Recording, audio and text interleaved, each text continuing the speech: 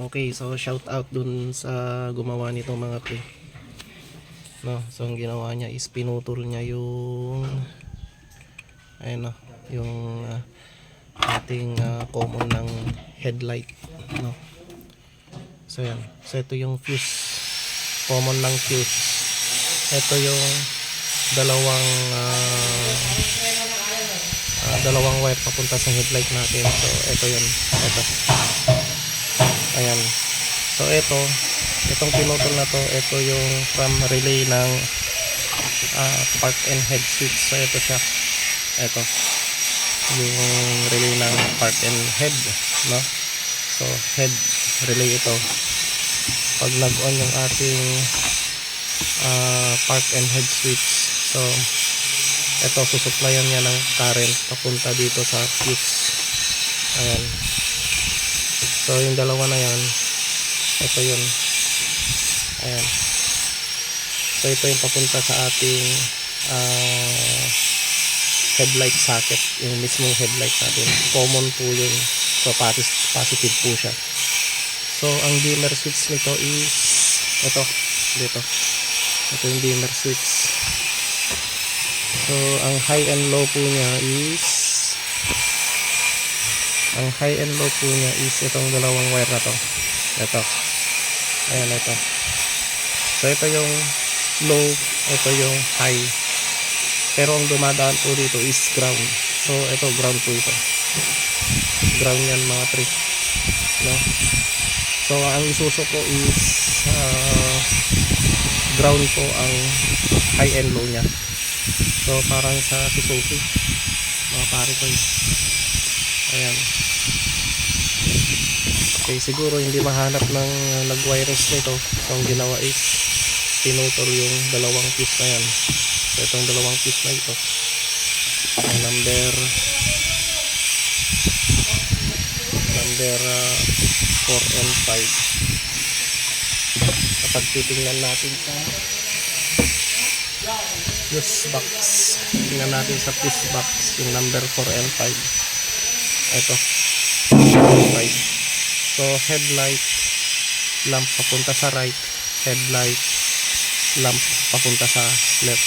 So ito is left and right po na common. So kaya dalawang fuse po siya. So ang gagawin natin is ibalik natin sa original sa dati. So isulda na natin yan. Ang problema is napaka-itsa yung putol po doon.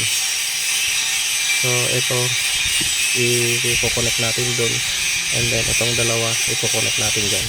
So ganun yung gagawin natin mga pre, no? And then check natin mamaya. Okay, so yan mga pre, goods na yung ating headlight.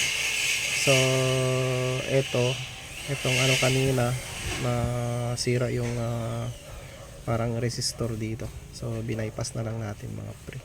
So ground lang yung mga dumadaan po dito. So ito is papunta siya sa relay. So ito yung trigger po natin sa high, no? So dito walang low. Ang low is nasa dimmer na lang po. Okay, so try natin. So ito na yung ating dalawang fuse. So hindi na natin nagawa yun kasi hindi na mahinang mga tree. So naglagay na lang tayo ng dalawang fuse. So itong dalawa na to is papunta sa common ng ating headlight. Ayan, so ito yung galing sa relay natin. So ang dimmer po natin is itong dalawa.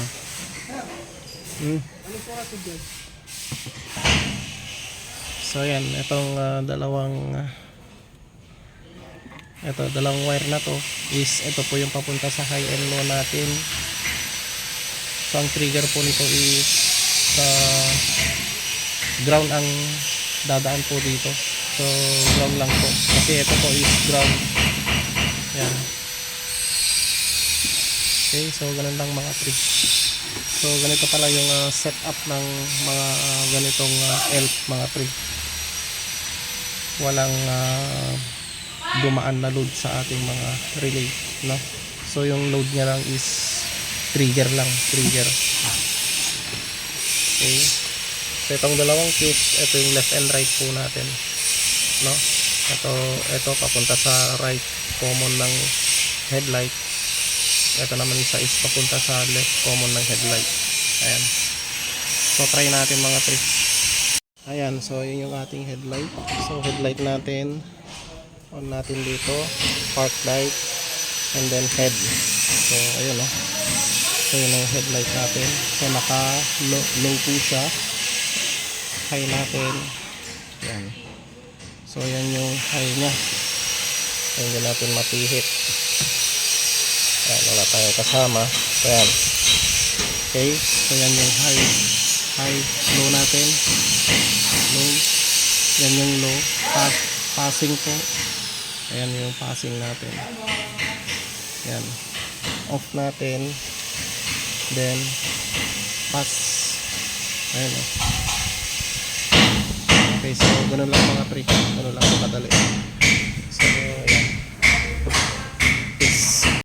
Ayan, lagi lang natin tatandaan mga pare ko, pag nagwa-wides po tayo ng mga ganito is mas maganda po na ibalik natin sa orig na connection. So mamaya i-drawing po natin yung kanyang diagram mga pare ko. Ayan, so papakita po natin yung diagram po sa inyo dito doon sa last po ng ating video. So please like, share and subscribe po. Peace.